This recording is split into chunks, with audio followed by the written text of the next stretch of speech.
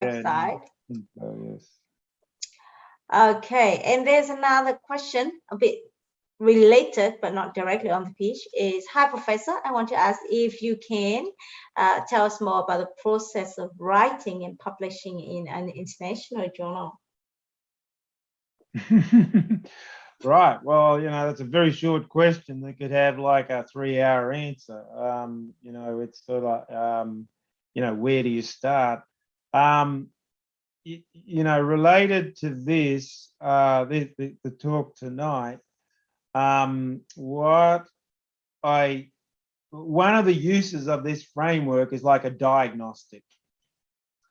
So it's sort of a bit like the reverse pitching thing that I was talking about, but now there are. Let me explain it to you this way. I guess there's two flavors, if you like, of doing a reverse pitch. There's a flavor of you do it just as a summary tool. So you just say, all right, I accept whatever is in the paper, and I'm now thinking about your own work. So you've drafted something up, and you just use it to really confirm or summarize in this structure that you've covered all these issues and it makes sense, just as a summary tool. The second flavor, which I think is more helpful in terms of improving your writing and even critiquing others' writing or critiquing their research, is to use the framework. Well, you start with the summary approach, which is neutral. It's just saying what did they say the contribution was? I'll put that there. What was the feeling of the newness and novelty? I'll put that there. So on and so forth. But you then look at that, and as you're unpacking a paper and you're unpacking your own paper, you try and put some critical glasses on. I look like Elton John, me. You put critical like that.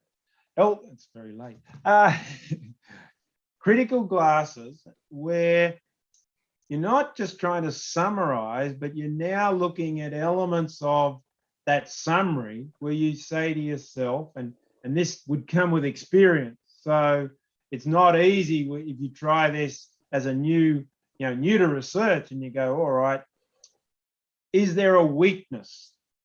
Is there some flaw or weakness in what, if we're doing it for ourselves, in the way in which we've done the work, or the way in which we've written it? Now, another use that I've done, put to this framework that I believe is helping to answer the question of how of writing a paper that would get into a good journal, is I've applied it just to an introduction of a paper that I've written. And the reason I believe that is quite a good exercise is that often our success is very much determined by how well we write the front end of our paper.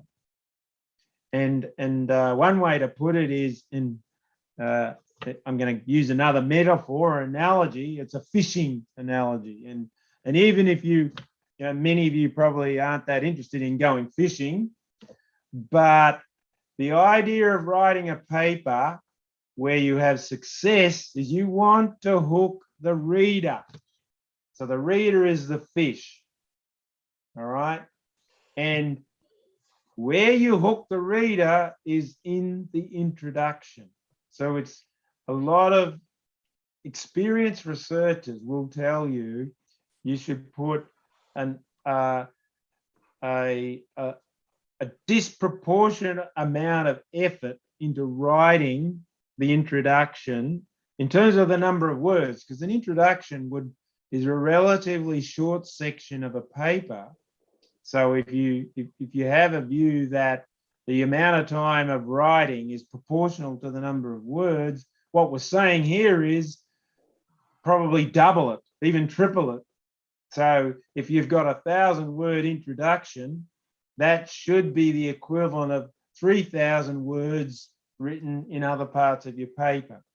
And here the message is that you want to hook the reader, and so being much more careful about how you unfold your paper, how you motivate it. So a big thing in the introduction is going to be the motivation. It's usually the first paragraph or two that is talking about the motivation.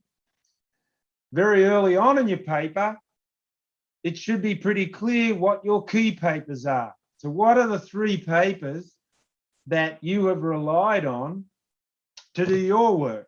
So again, they should be prominent in the introduction.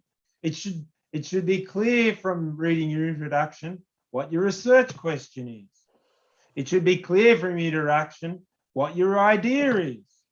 It should be clear from your introduction the data that you've used. It should be clear from your introduction, at least broadly, what technique, what method, what tool you've used. And, you know, really good introductions will probably, one of the final paragraphs will say, our main contribution is, and they tell you what the contribution is. They will tell you what's new and novel. They will tell you why it's important. So all of these ingredients should be evident in a well-written paper, but the bigger, you know, the more specific message I'm giving you here is, hey, they should be really prominent and woven in a very readable and engaging way in your introduction.